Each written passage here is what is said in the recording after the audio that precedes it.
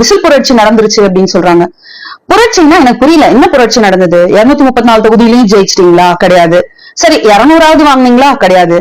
உங்களை எதிர்த்து 3ல 2 பகுதி மக்கள் ஓட்டு போட்டிருக்காங்க. ஆனா நீங்க எப்படி கொஞ்சம் கூட கூச்சமே இல்லாம மக்கள் பெரும்பான்மை கொடுத்துட்டாங்க, மக்கள் ஜெயிக்க வச்சுட்டாங்க, விசில் புரட்சி நடந்துருச்சுன்னு எல்லாம் சொல்றீங்கன்னு எனக்கு தெரியல. அதே மாதிரி நீங்க இப்ப ஆட்சியில இருக்கிறதுக்கு காரணமும் உங்களுக்கு எதிராக விழுந்த ஓட்டுக்கள் தான்.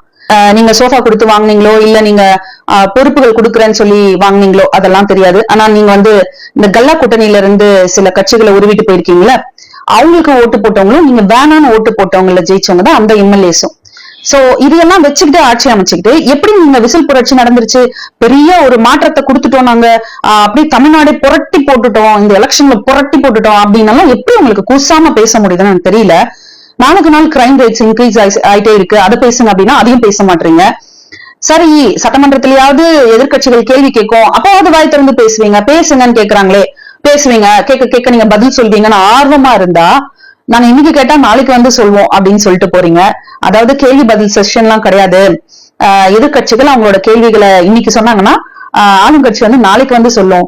வாவ், எவ்வளோ பெரிய மாற்றம். அப்போ உங்களை எதிர்த்து வர விமர்சனங்களை எதிர்கொள்றதுக்கு தெம்பில்ல. உங்களுக்கு எதிர்த்து கேள்விகள் கேட்கிறவங்க கிட்ட பதில் சொல்ல, இன்ஸ்டன்டா பதில் சொல்ல உங்களால முடியல, உங்களுக்கு தெரியல.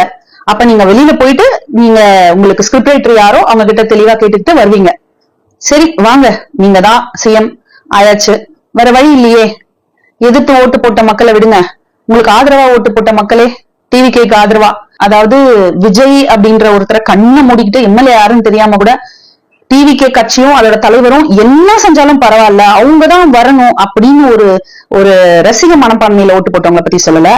உண்மையிலே மாற்றம் வேணும், வரட்டுமே அப்படின்னு மாற்றம் அப்படின்ற ஒரு விஷயத்துக்காக ஓட்டு போட்ட மக்கள் இருக்காங்களே, ரியல் பீப்புள், பப்ளிக் இருக்காங்களே, அவங்கள கேக்குறேன். நல்லா இருக்கா ஆட்சி? ரொம்ப சூப்பரா இருக்குல்ல? 5 வருஷத்துக்கு இதுதான் பார்க்க போறோம். என்ன பண்றது? நீங்க பண்ண விஷயத்துக்காக கூட சேர்ந்து நாங்களும் பார்க்க வேண்டியது இருக்கு.